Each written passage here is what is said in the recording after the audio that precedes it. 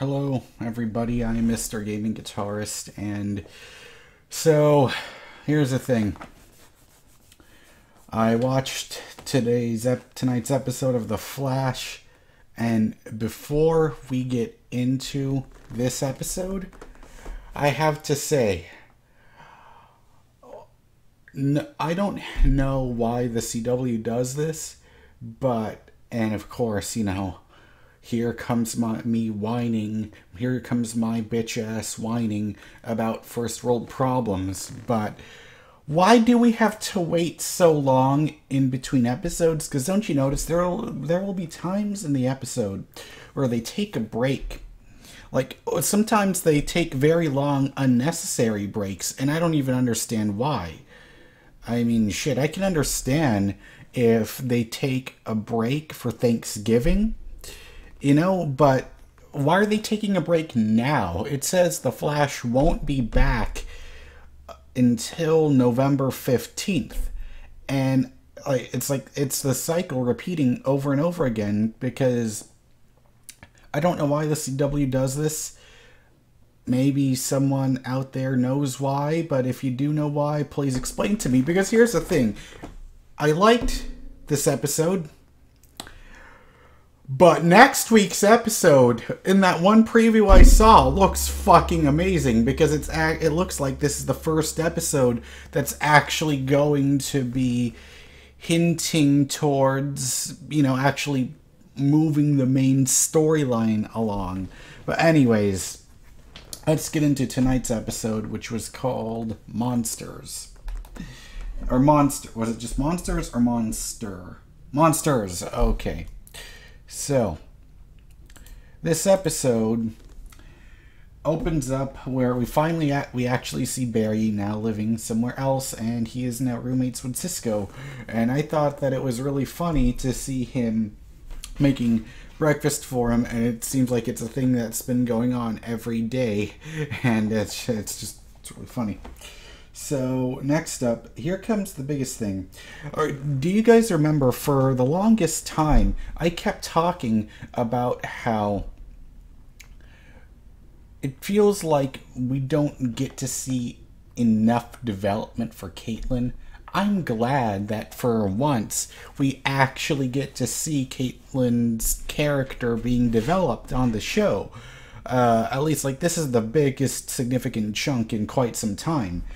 We finally get to see who her mother is, and we find out, she's also a scientist, and we find out the reason why we never saw her parents, and it's oh, and also, hey, I almost forgot to mention, full spoiler warning, if you did not see this episode of The Flash, please watch the episode first before watching my review, because this is full spoilers, and so there's your spoiler warning.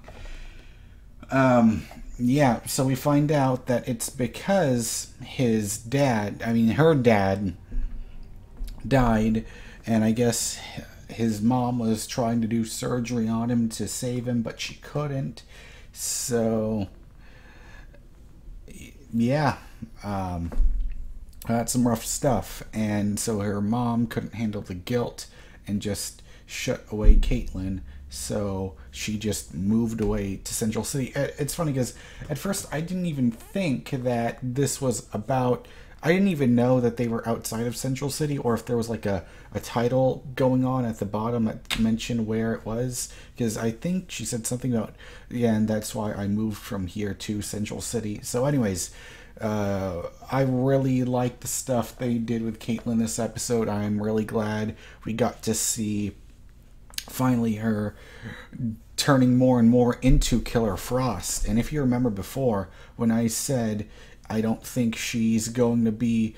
I don't know if they're going to completely turn her into a villain, but we finally saw it happen. We saw the beginnings of that here, where her assistant was going to lock her in, and how Caitlin's mom's assistant just says, we're going to... because I'm tired of your mom taking all the credit, so I'm going to work on you, and I'm going to get all the credit and all this stuff. And she just... and the funny thing is, I think her eyes are actually a different color. When she becomes Killer Frost, it almost looks like... kind of like a split personality. like her eyes turn into a completely different color. I think they were a different color than even it was like for the Earth 2 Killer Frost. But yeah, this was, I would say, pretty much all the things because it seems like she was turning into a different person, the way her voice changed, the way she just gets angrier and angrier, and she was stabbing that guy with the frost powers, and especially on the after credit scene at the end, when we saw her when we saw that message from her mom, and she says, the more you use these powers, the more it changes you biologically and stuff. And we could see it, like we could actually see the powers changing her biologically, and I'm going to guess maybe they're going to be changing her mentally as well. But goddamn, I loved we're doing it. We're finally getting a mainline Killer Frost, and I couldn't be happier. So but man, do you think when the team finds out about her powers, and if she does, or when maybe, she actually does become the full-on Killer Frost, is it going to be a heartbreaking thing to watch for the team? And is it going to be another one of those brilliant moments where the writers just know easily how to fucking make me cry so hard for some goddamn reason? They're just experts at it. They know exactly how to get me. So I wonder if it's going to be one of those. But anyways, so next up, we have to talk about Harrison Wells, or Harry, or HR. And it's funny how he says how they suspect that he doesn't actually do anything in this episode. But I really like this new version. Okay, I guess because that's what he wants to be called, I'll call him HR from now on. But he keeps mentioning, he just repeats the same things back, and he says, and it's funny how that builds on more and more. How he says, I didn't build any. How Cisco says, I'm the one that came up with the idea for that. And yet Harry just repeats everything back in a different wording. And at first, we thought he was going to be evil because he does that voice memo thing. So then when Cisco and Barry find out what's going on, he says, no, I'm a novelist. And so a scientist / novelist, but then it turns out he's not actually a scientist at all. And he was more of, I guess you could say, because there was him and there was his partner, and there was more of the so I'm going to guess he's more of the Steve Jobs of Star Labs, where he comes from in Earth 19, whereas his partner is actually the brilliant scientist. And that's the thing I really love about having multiple Earths, multiple Earths, is that you actually get, it really gets to show off, how am I forgetting? It really gets to show off Tom Cavanaugh's acting skills. And boy, it's funny how he can turn into 3 different people all in the course of one series, where it's the same character, but, completely different people all at once. It's a testament to how great of an actor he really is. And so it's going to be interesting how before Harry and Cisco would always be at each other's throats about, their science skills, and now it's like, and now HR doesn't know anything about the science. He just says, let's try doing this, but he doesn't actually do it. So it's going to create a brand new dynamic, and it's the thing I love about The Flash, is that the way they introduce the multiverse stuff, we can get different versions and different sides of things. And especially when I really enjoyed the part at the end when Harrison was saying that when HR was saying that, haven't you hid the truth for a greater good? And I love how the camera just cut to Caitlin. It's like, because we know what the fuck's going on with her, but she ain't gonna say shit. Excuse me. So next up, we have to talk about what I think was the worst part of this episode. It was the monster.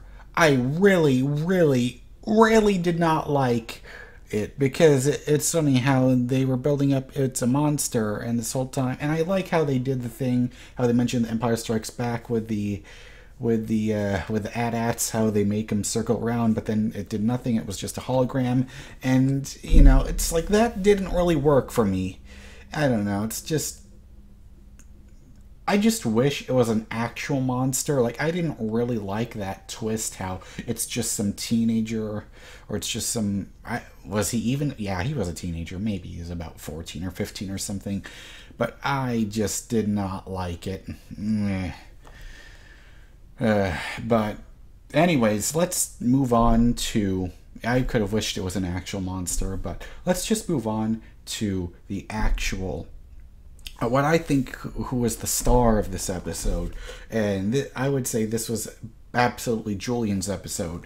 How I mentioned before, we didn't really get to see enough of him, and we full on got to find out everything about him from his background. And I really love over time how we got to see the transition from the same Julian that we've seen from the past few episodes, where him and Barry just hate each other, and then we get to see the mutual respect for the other start to grow, and we come to understand why he hates the metahumans, and how he comes around on the Flash, and he comes around on Barry, and you can start to see them actually becoming friends. And we find out about his background, how he comes from a traditionally wealthy British family, and yet all he cared about was wanting to be a scientist, so he was the outlier in his family. It was, and that scene at the end when Julian was telling all this stuff to Barry, I just thought it was a fantastic scene.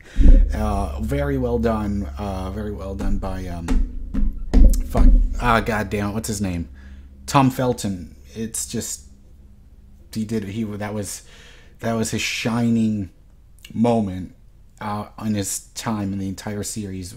It was this episode so far. So I hope we get to see the evolution of Barry and Julian's relationship continue, and maybe, just maybe, by the time he does, or will he ever reveal himself to be the Flash, maybe that's when they'll actually become closer friends. We don't know yet, but yeah, I mean, I think if anyone really hated Julian in the past, they thought he was a one-note character, I guarantee you this episode was the one to change everyone's minds on Julian, because he was the star of this episode, in my opinion.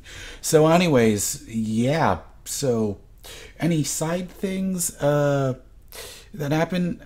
One thing that was kind of funny is Wally had only 3 lines this episode, which I thought was funny. We didn't really get to see exactly what he was doing, but I really liked, it was still funny how Iris and Wally are trying to convince Joe to hang out, or to date the DA, and yet he just says no. So they keep mentioning that, so that's probably a relationship that's going to happen. But anyways, overall, other than the fact that the villain of the week was, in my opinion, maybe one of the weakest villain of the weeks ever in the history of this show, which, in all intents and purposes, if this is the weakest thing that the show I've ever seen from the show, that's saying quite a lot. It's a testament to how great it is, because even though this is the weakest one, this wasn't a bad episode. It's just, it was good. I mean, it was the things about it was great, but because the whole villain thing wasn't so good, it just knocks it down a hair from how great the rest of this episode was. So for me, I give this episode an 8 out of 10. So let me know what you think about this episode in the comments below.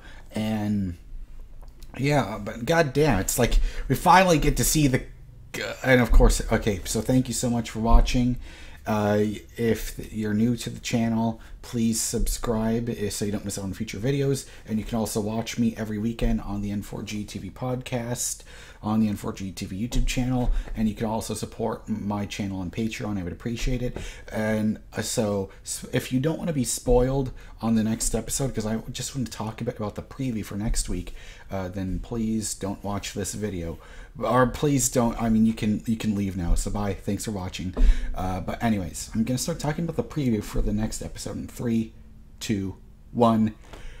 We're finally going to get Kid Flash. God damn, that's exciting. But the fact that it has to do with alchemy, and it seems like Wally's going crazy, it's just... the thing is about this episode is, other than the whole Flashpoint thing, it feels like this season hasn't really done much to give me the feeling that I've been missing from The Flash, that made me love it so much. Is it found all these ways to constantly excite me and amaze me. And while I think the show season 3 hasn't been up to now, hasn't been as like, holy shit, oh my god, whoa, whoa, ah, you know, it hasn't been as like that as up to the point we've been so far in season 2. But I think next episode is gonna be the one to bring it all back around to the you know, foaming out the mouth levels again that I missed, because like the preview was giving me goosebumps, and that's the thing. The Flash constantly gives me goosebumps, and that's why I always love this show, and that's why this is my favorite of all the CW DC shows, because it constantly does that. And I think the next episode could be the first truly amazing episode of season 3 of The Flash, in my opinion. And oh wait, that's right, it's not even next week, because those fuckers are cock teasing us. I only have to wait until November 15th. Damn. Anyways, thank you so much for watching. I'll see you next time. Bye.